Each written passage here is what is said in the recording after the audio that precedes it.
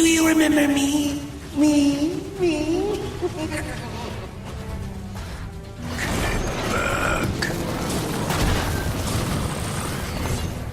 Catch me, Grimlock! If you can! Too slow! Once again, we have to put you in your place. Oh, look, Grimlock. As big and tough as you. Welcome back, Transformers fans, to another TF Review 16 video review. Today we're going to be taking a look at Transformers Generations Fall of Cybertron Kickback. So this is the Insecticon leader. On the packaging here he is in the box. It says Decepticon, and it doesn't have a Insecticon logo on the packaging, but it's got some great artwork here of the character Kickback from the game Fall of Cybertron. So come around to this side here, you have Series 1009, the great Decepticon logo. On the bottom, come around to the bottom, you have Starscream Deluxe and Sideswipe Deluxe. You got Transformers Collectors Club. There is the proof of purchase, the UPC, and yeah, check out the TF Review 16 video review on the Deluxe Fall of Cybertron Starscream. Okay, come around to the back of the package here. You got the awesome G1 tech specs. So you got Fall of Cybertron Kickback. You have the Cybertronian insect mode, twin battle blades, and his disc launcher. So there he is in his Insecticon mode. And you got the bio here. As the leader of his own squad of Decepticons, Kickback is more independent than most of those under the command of Megatron. He uses his freedom to surround himself with friends, who he then blackmails into becoming his servants. So yeah, very cool little bio there on Kickback. And again, here he is in the package. So you got the disc launcher here, you have the battle blades there behind him, and looks very, very cool in the packaging. Great artwork here of the Insecticon mode. And you got Transformation Level 2, Hasbro, and very cool. So without further distractions with the packaging, let's get this guy out of the box and see what Kickback's all about. Here is Kickback out of the package in his robot mode, and it's a great looking robot mode right off the bat. I want to say that definitely a great homage to the G1 Kickback. I like to display him with his wings up top, like the G1 Kickback had. He had his chrome silver wings coming up on the top. Great homage on this figure to the G1 figure. Great head sculpt. Again, very reminiscent of the G1 Kickback, and great paint scheme here with the gold and the purple. Here you got the Decepticon logo right there. And definitely love the G1 characters for the Insecticons. Kickback is the leader, and it was Bombshell who controls mines. Shrapnel controls electricity, and Kickback, well, Kickback kicks his powerful legs. Yeah, so in the G1 show, Kickback and the Insecticons arrived in a Decepticon pod and landed in Bali in the swamps, and they called it Demon Swamp. And anyway, Kickback was the leader, and then in the Generations Fall of Cybertron game, Kickback is basically he volunteers to test Grimlock after Shockwave has done his experiments on Grimlock. So Grimlock eventually, obviously, escapes, and let's see, it's Slag that ends up killing Kickback in the game, or Slug they call him in the game.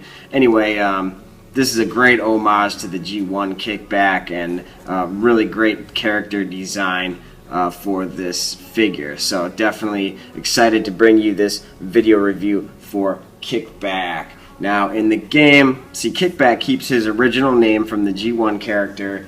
Bombshell, they changed his name to Hardshell, and Shrapnel, got changed to Sharp Shot. Now I really wish that the Generations Fall of Cybertron line would give us figures for those two as well, so we could have a set of Insecticons.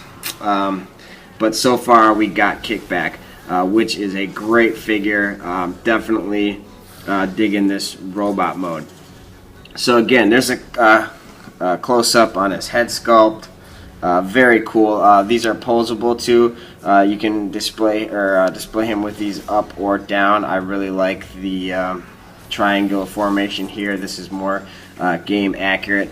These are fully posable. They're connected through his headpiece, so nice little antennae there. He has full articulation here. Great light piping. The whole back of his head is the light piping. So very cool, and again, great paint applications with the gold and purple. Nice details in the sculpt and mold here. Very, very cool looking robot mode. Even his hands too, very, very cool looking hands. Very posable figure as well. He has full shoulder articulation. These are also posable. He's got the elbow articulation, wrist swivel here. These swivel up and down due to transformation. He's got his Insecticon legs in the back here. Full posability on his legs here. His feet are on ball joints right here, so very, very posable all the way around. And what's awesome is these wings here snap off or come off too, and then his Insecticon legs are fully posable and articulated. There's no articulation here. It'd be nice if they had these clamps be able to open and close, but other than that, really very cool posable Kickback. And then and very, very nice details, very nice sculpt. Yeah, all the way around, like I said, just really a great design on this figure, and a cool transformation, which we'll get into shortly. But definitely, like, this is great. You can display these up. You can display, if you rotate them down, you can also have them kind of tucked away or stored on his back. That's another really cool. And then you can even have them, you know, like using them as multiple arms. So very, very awesome, very posable Kickback figure. His robot mode is just really incredible, really awesome. I definitely recommend this figure just based on his robot mode alone, and obviously the great homage to the Generations 1. So these are his blades. This awesome clear translucent purple plastic, a nice hard plastic, very, very nice. And so they double as wings, and they also are battle blades, so like swords or daggers, I should say, or just blades. So very cool. So he can do wings, or he can have these as swords, and just, yeah, I mean, really cool, really great figure. So yeah, and he also comes with a disc launcher. So this is a very highly detailed sculpt here. Some nice paint on there. A little bit hollow on the inside, but it's mechanized. But there is no spring mechanism. So that's the only thing that's disappointing about this, is it doesn't really fire well at all. You know, it fires as well as you push it. If you snap it in there, fire it out. So it doesn't fire far at all. Again, snaps in there, and this is a mechanism here. So very nice details though that they have on here. I like how these plastic pieces here, they look like pistons too. So that's just a nice little added touch that they didn't have to do. So that's a cool thing. And then this again snaps in there, and then it shoots out just based on force. Now I have to go get that, but yeah. And the disc itself is a nice translucent plastic as well, hard plastic, same as this. And then so these blades also, they can tab into here on the sides to make kind of like a crossbow type disc launcher. So that's pretty cool. They also tab into the back here. Again, it's a type of crossbow kind of look to it.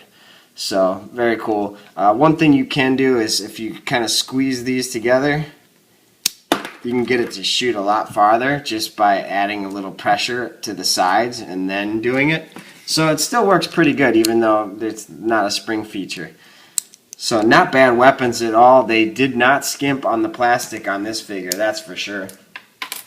So to do a size comparison, here is Kickback, and here he is with Shockwave. So again, smaller scale deluxe figures, and Shockwave's character in the game is also, you know, scaled down. So this is a pretty accurate representation from the game scale. I think Shockwave would have been a little bit bigger, but there's a good size comparison there. Here he is with Starscream. So there's a comparison there for the scale of this deluxe Kickback figure. And here he is with Grimlock. So there they are together, and they look really great together. This is a nice set to have because in the game, Grimlock comes looking and is looking to reassemble his team of the Lightning Strike Coalition, and they kind of decide they're going to change their names to the Dinobots in the game, but there they are together, and Slug or Slag eventually kills Kickback in the game. Well, you assume he does anyway. So very cool. There he is with Grimlock. Alright. So now that we've reviewed the robot form, let's go over the transformation of robot mode into his insect mode. Alright, to transform Kickback, first thing you want to do is you can kind of move his insect legs up and get those out of the way. Rotate his head all the way around 360 degrees. Take this back piece here, this flap here. Let me get a focus in there, sorry. Fold that up. And you can kind of angle his insect arms up, or insect antennae up there. And then you can untab this piece, the chest piece here, and it can be a little bit difficult to get in there. You have to kind of get your fingernails in there, which I don't really have any. There you go, kind of get your fingernails in there. Untab this, bring this section all the way up, like so. Then take his, once you have this up and out of the way, you want to angle these around as well. Like so, and then take his arms, and you can slide these forearm pieces down like so, and then you want to rotate these around so the plastic piece, or this nice painted piece, is facing out. Then you want to take these up and rotate them around like so. Rotate it around like so, and then you can come around here to the legs, and you can split the legs, and you can take these legs, pull this leg section out, swivel these around, do the same on the other side, fold that out, swivel it all the way around, swivel the feet all the way around as well, like so. And then what you want to do is kind of split this section here, and they bend, and they're double jointed, so they bend here and here. So anyway, you want to kind of get these up and out of the way, and then you can fold the headpiece around like so. You can see that will go all the way up and snap into place right there. Again, here's his antennae, and that kind of forms his insect head. And then the insect legs will come up on his back, and they'll stick between these pieces right here.